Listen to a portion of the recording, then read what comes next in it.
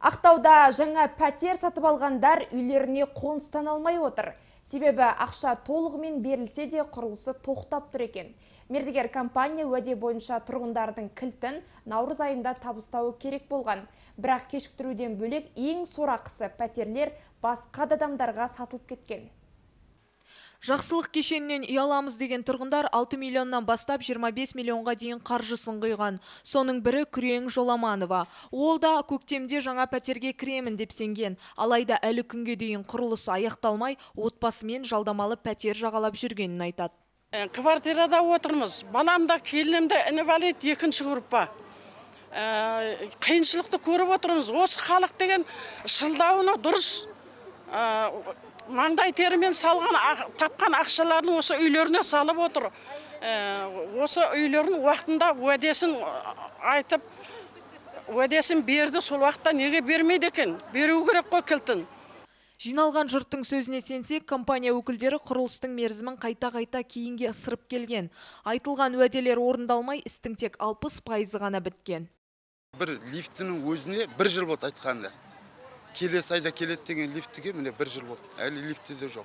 Подъездердің іштері бітті, отопление жүрді, су бәрі жүрді дейді. Кафелдендіріп барса, жартысында кафел жоқ. Үй бөлінген жоқ.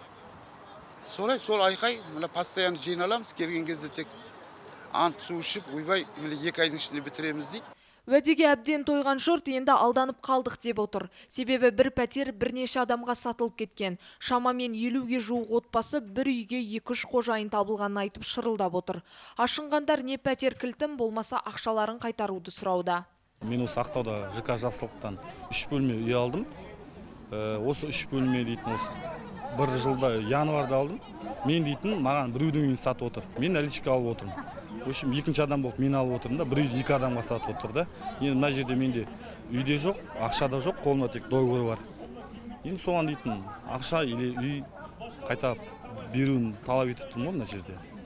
Бұл шиеленіске құрылыс компаниясының қазіргі мердігері бұған дейінгі басшыны кінәлап отыр. Оның айтуынша олар ақшаны жеп, үйді салмаған. Енді өзі 3 айда 247 пәтерді толық аяқтап, кілтті тұрғындарға табыстаймыз деп сендірді. Ал сатылып кеткен пәтерлердің қаржысын қайтаруға уәде берді.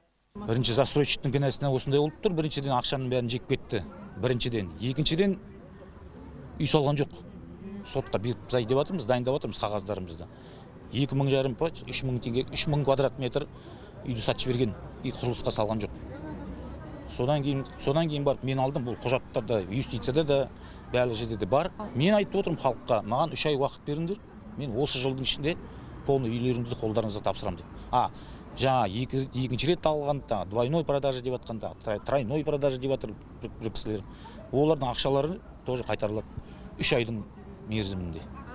Жиналғандар бұл дауды аяғына дейін жеткіземіз деп отыр. Егер берген уәде тағы да орындалмаса, құзырлы органдарға шағымданбақ. Әсем Бақытжанова, Алатау ақпараты.